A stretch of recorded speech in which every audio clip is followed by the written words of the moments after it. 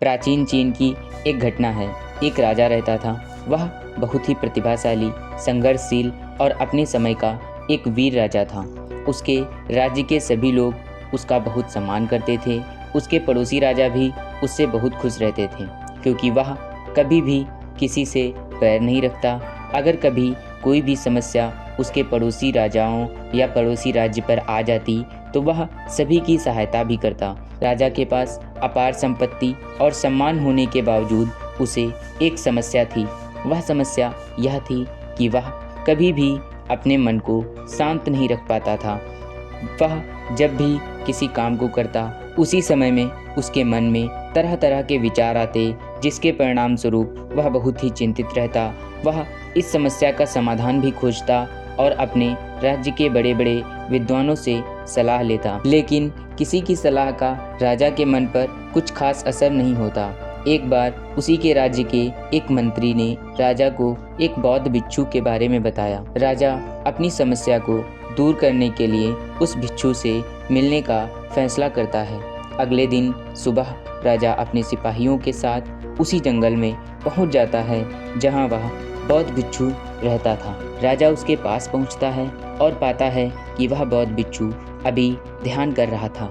राजा प्रतीक्षा करने लगता है। कुछ समय बाद बौद्ध भिक्षु ध्यान करके उठे तो राजा ने प्रणाम करके उनको सारी बात बताई और अपनी समस्या का समाधान पूछा।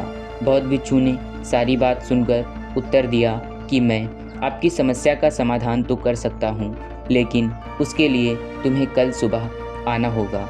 आप जब आएँ तो साथ में अपने अशांत मन को भी लाएं। बौद्ध भिक्षु की बात सुनकर राजा थोड़ा सोच में पड़ गया और वहाँ से चला गया। अगली सुबह राजा अकेला उस बौद्ध भिक्षु के पास पहुँचा। बौद्ध भिक्षु ने कहा कि अपने अशांत मन को मुझे दे दो, मैं उसे शांत करके तुम्हें वापस कर दूंगा। इस पर राजा ने कहा, मन कोई वस्तु नहीं है जिसे मैं आपको दे दूं, और वह कोई ऐसी वस्तु भी नहीं है जो शरीर के बाहर हो, वह तो शरीर के अंदर है। तभी बौद्ध भिक्षु ने कहा, अगर आपका अशांत मन आपके अंदर है तो आप उसकी समस्या का समाधान बाहर क्यों खोज रहे हैं। राजा को यह बात कुछ अलग लगी तो राजा ने कहा, अंदर कैसे खोजते हैं। बौद्ध भिक्षु ने कहा, आप एक जगह आंख बंद करके बैठ जाइए और अपने अंदर ही उसे खोजिए। राजा ने वैसा ही किया। वह अपने विचार पर ध्यान देने लगा।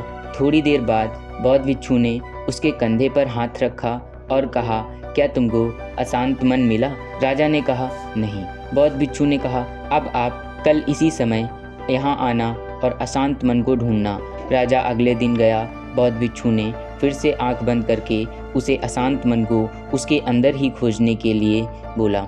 इस दिन बौद्ध भिक्षु ने राजा के कंधे पर हाथ पहले दिन की अपेक्षा थोड़ी देर में रखा। राजा को उठाया और फिर से पूछा, क्या आपका अशांत मन आपको मिला।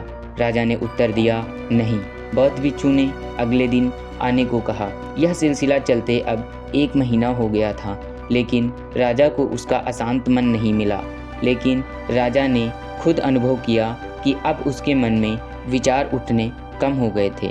वह समझ चुका था कि उसके समस्या का समाधान क्या है। राजा ने बौद्ध भिक्षु को प्रणाम किया और वहाँ से चला गया।